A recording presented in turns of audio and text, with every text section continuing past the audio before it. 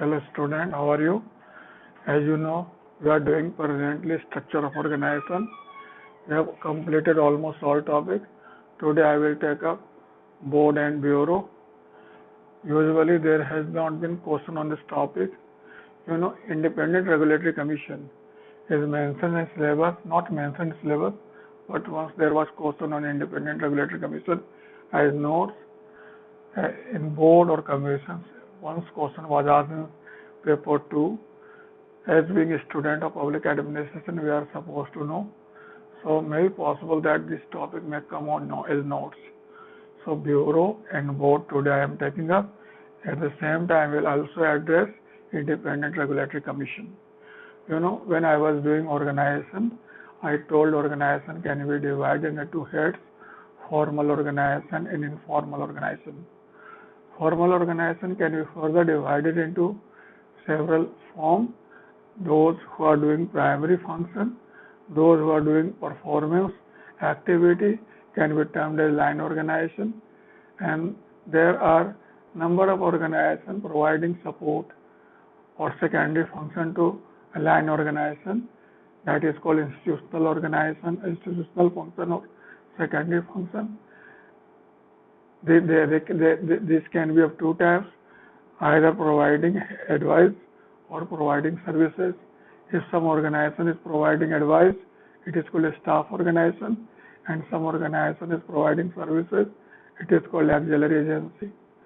In general, we keep board and ministry and department, public corporation, then government company, Independent Regulatory Commission, and now PPP as line organization.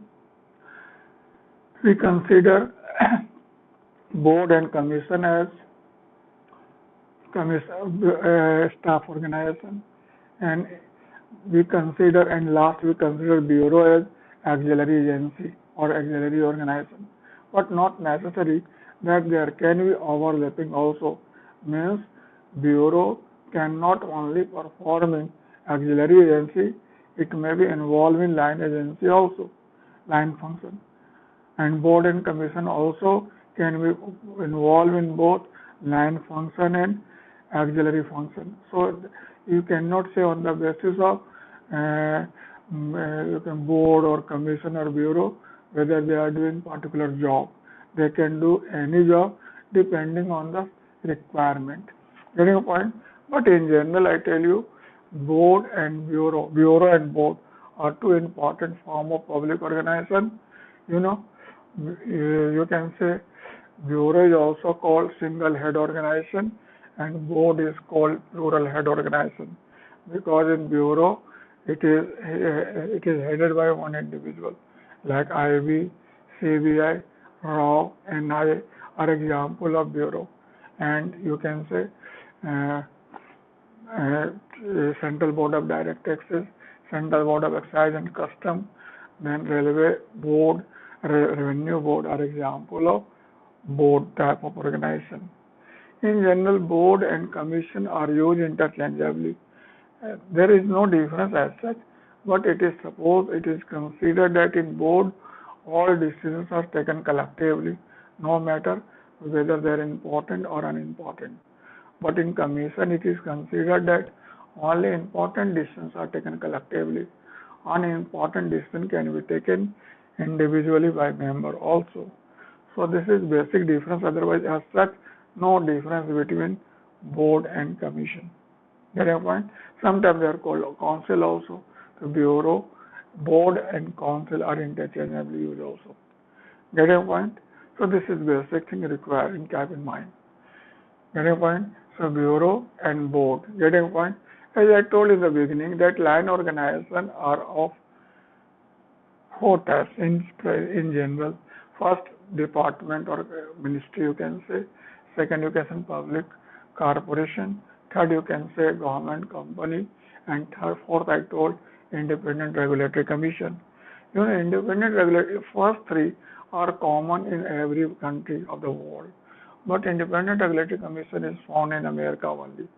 It is, you can say, product of a specific political administrative situation there.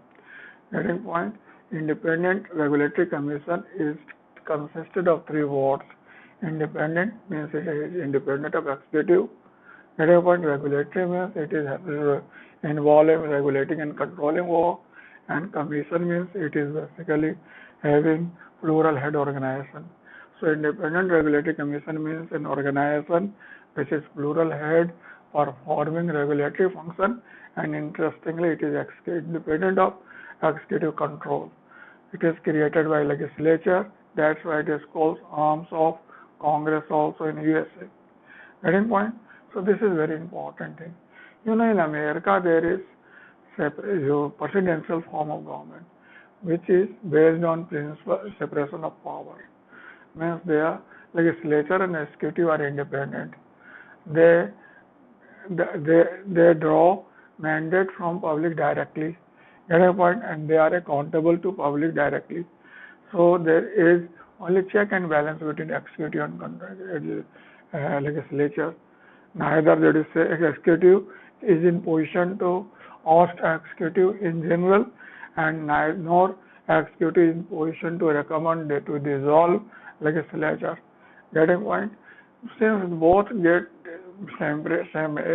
the separate mandate from public and accountable to public, then sometimes what happens, difference in political equation in Congress and legislature executive, sometimes it becomes difficult for legislature to get its mandate implemented.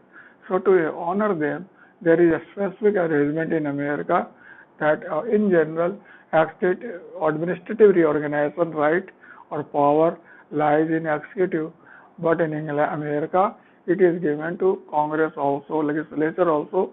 Means legislature can create independent regulatory commission and give honor to mandate given to it by public.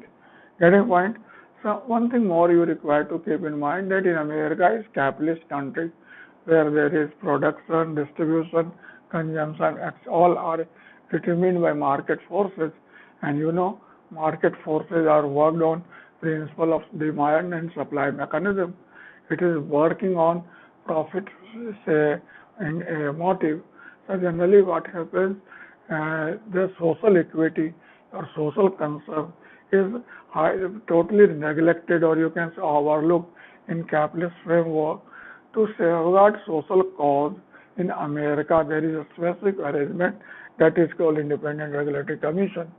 So if someone asks what is the purpose of Independent Regulatory Commission in America, then you can say it is basically mechanism to exercise social control over economic activity and property.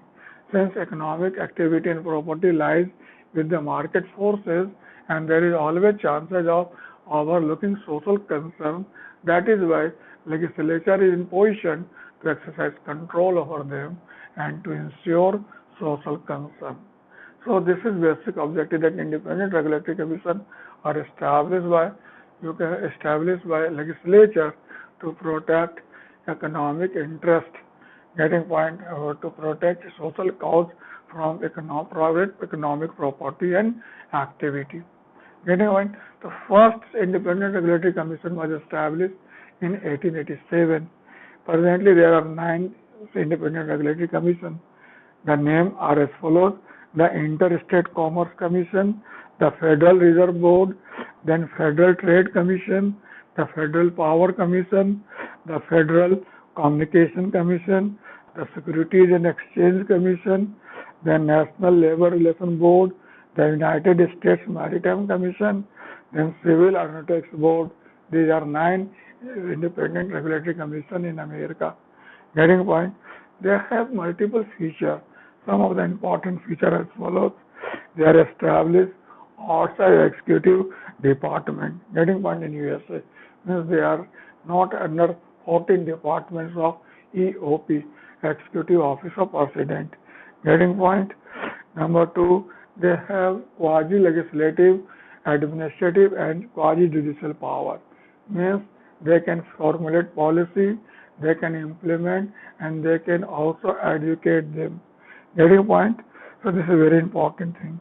Number 3, they are plural multi-head organization.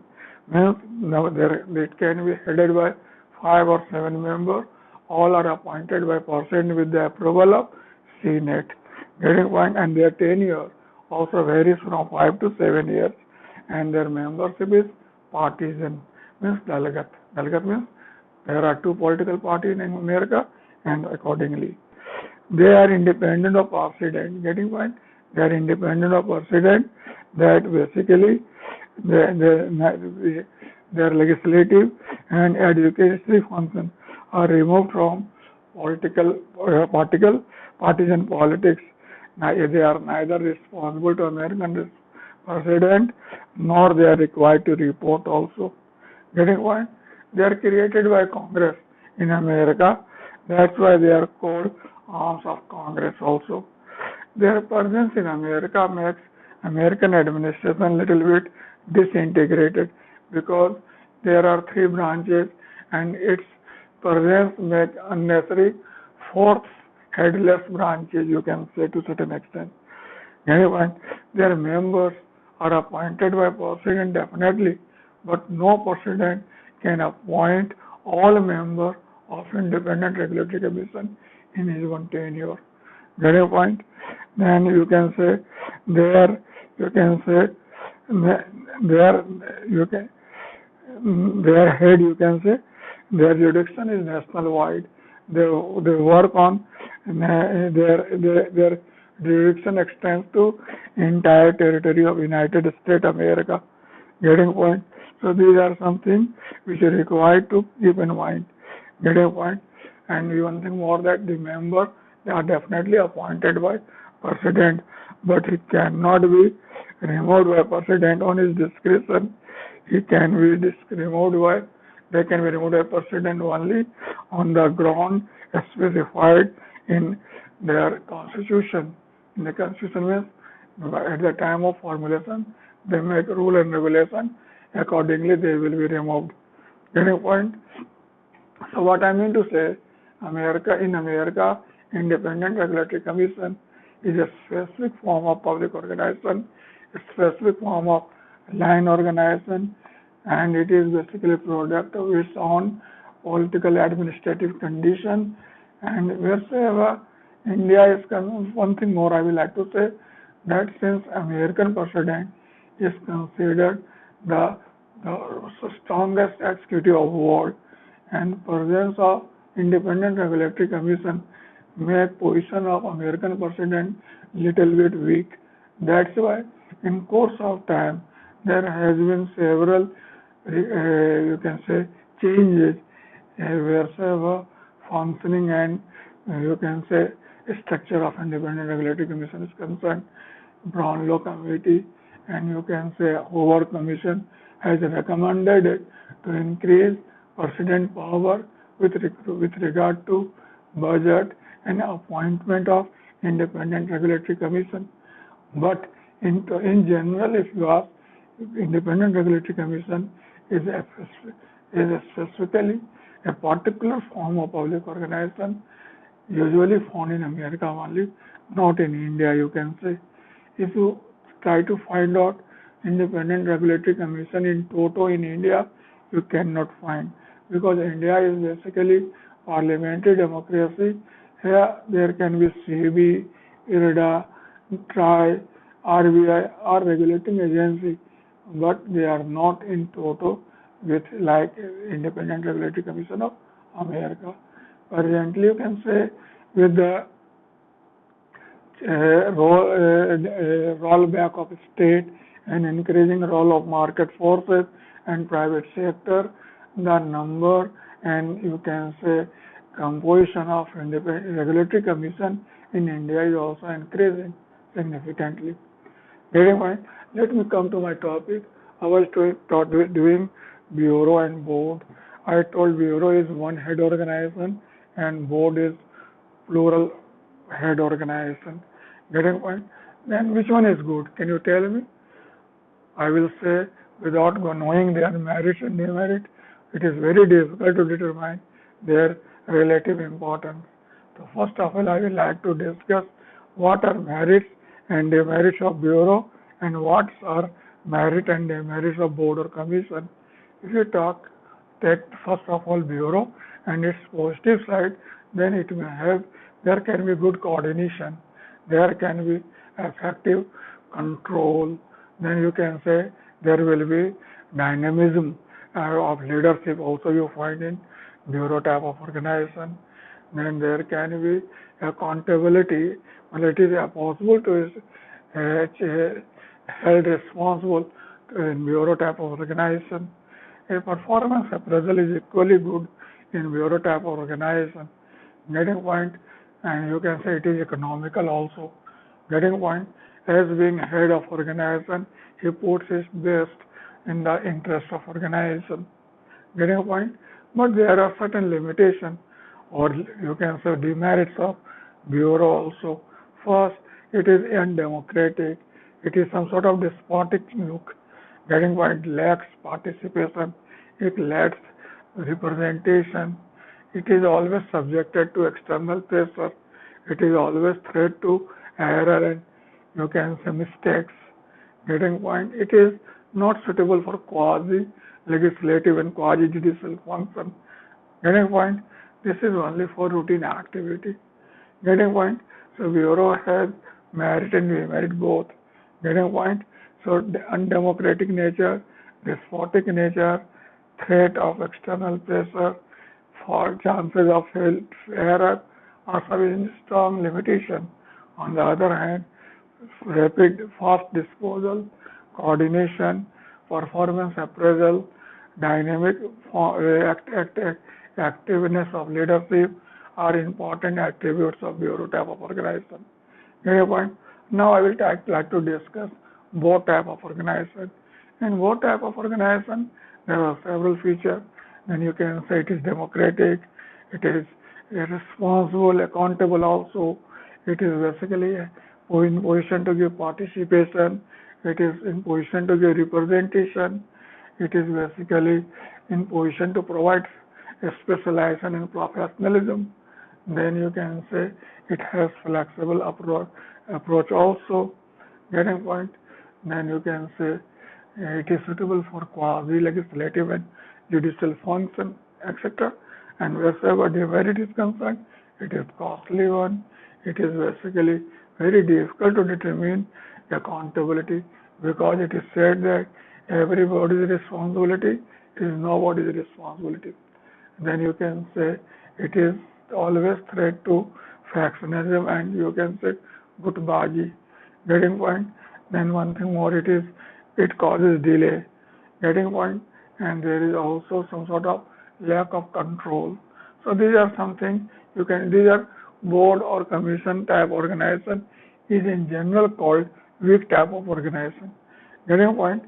So if you take both the side, bureau and board, and their relative merit and demerit, then you can say both are having merit and demerit. In fact, you can say if you want work in action, rapid action, if you want economy in operation, if you have faith in public organization, getting a point, then you go for public bureau type of organization. And if there is quasi-legislative or quasi-judicial function, if participation and representation is required, if work is of complicated nature, getting a point, then it would be better for go for board or commission type of organization. Presently, I tell you, all organizations have tendency to move towards board or commission type of organization because due to increasing democratization and you can say empowerment, now there is need or pressure on public organization to give more and more representation and more participation. That's why earlier Central Vigilance Commission was one-man organization, now it become three-member organization. Earlier Lokpal was to appointed one-man Lokpal, now it become 9-member Lokpal. Then you can say earlier Chief Election Commissioner was one-man organization, now it become 3-man organization. Then you can say there is actually demand to make CBI and CAG as board type of organization or commission type of organization. So what I mean to say, presently there is thrust to make organization a public type of organization, bureau, a board or commission type of organization. Getting point? Once there was question in BPSC, question was saying that the outline merits and demerits of autonomy given to board or commission type of organization. So you have to point out there are several board or commission type of organization established for particular cause, like to give, to determine allocation of resources between central states. There is finance commission. To conduct fair and impartial recruitment, there is UPSC. Getting a point? To, you can say, conduct fair and impartial in audit, there is CAG office. So what I mean to say that this type of organizations are given autonomy. Getting point, so that it can work independently and without having any kind of political consideration. Then what are its merits and what are the demerits? Anyway, suppose you take UPSC has given definitely certain autonomy. So what are the merits and what are the demerits? If you take UPSC or any other organization which enjoy autonomy are in position to do work effectively, they can act as free from any political consideration. Getting point, they may operate like a professional body. They can outsource specialization and expertise also. Then you can say they can do their duty on time and qualitatively also, and they can fetch more public faith because they are free from political consideration. Get a point? But wheresoever demerit is concerned, autonomy is some sort of discretion, and discretion means power, or power corrupts individual. So autonomy sometimes causes corruption also.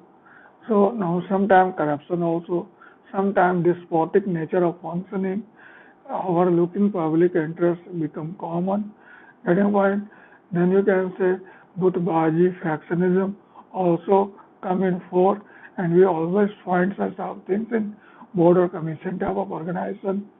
Then you can say public interest is ultimately get overlooked if you have given authority without accountability.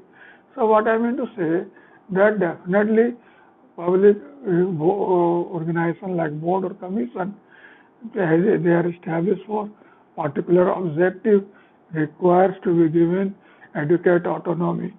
But to ensure that they are exercising autonomy in good sense in public cause, there should be effective control and regulatory mechanism so that it can be ensured that public interest is ultimately upheld. So this is you required to keep in mind.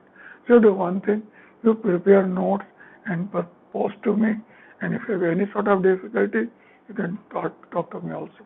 Okay, all the best, enjoy.